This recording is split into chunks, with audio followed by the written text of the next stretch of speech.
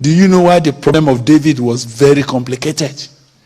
When he found himself lusting.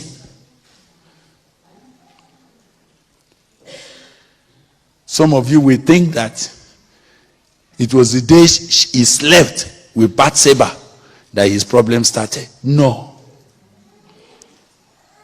You see, a cover-up habit keeps growing inside.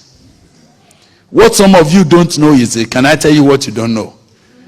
The power of sin, the secret of sin, is in its secrecy.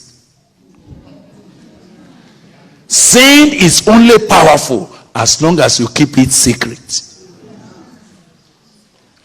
The day you want to break the power of sin, break the secrecy, expose it, suddenly you will find that that sin has no more power over you.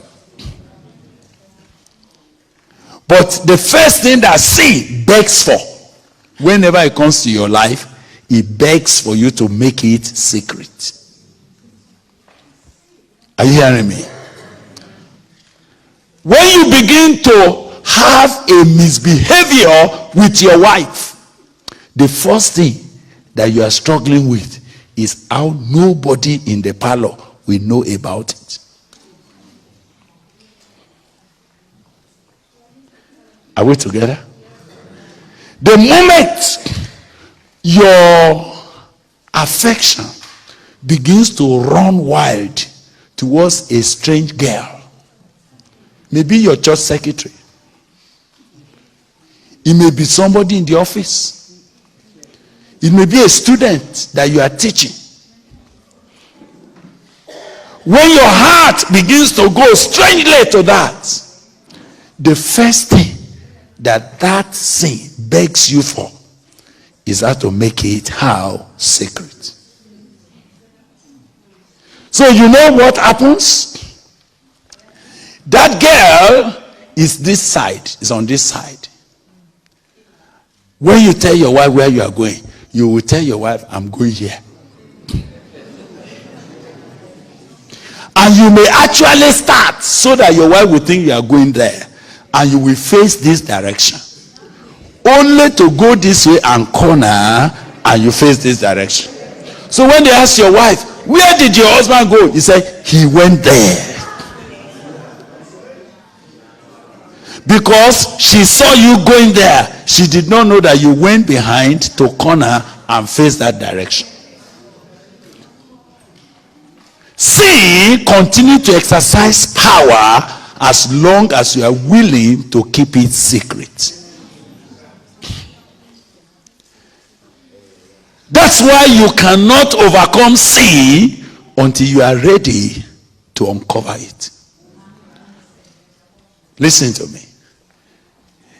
Many people have become corroded in their lives simply because they agree to cover up a sinful behavior.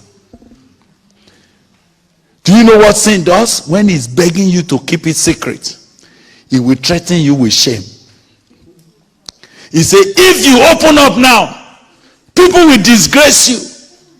You don't know that the truth is that whether you cover up sin or you open it, sin actually brings you disgrace.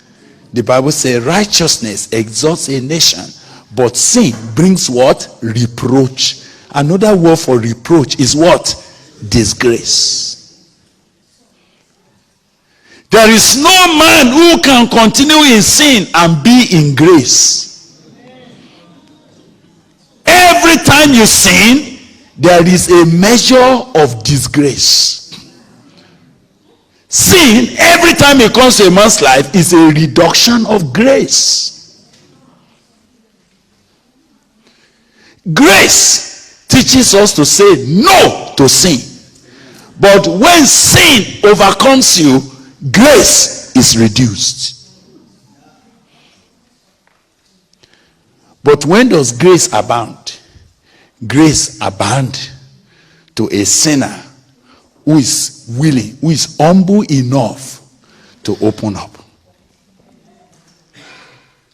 So the first step, the first principle of personal restoration and revival is behold. Readiness to say, Lord, look at me. Look at me.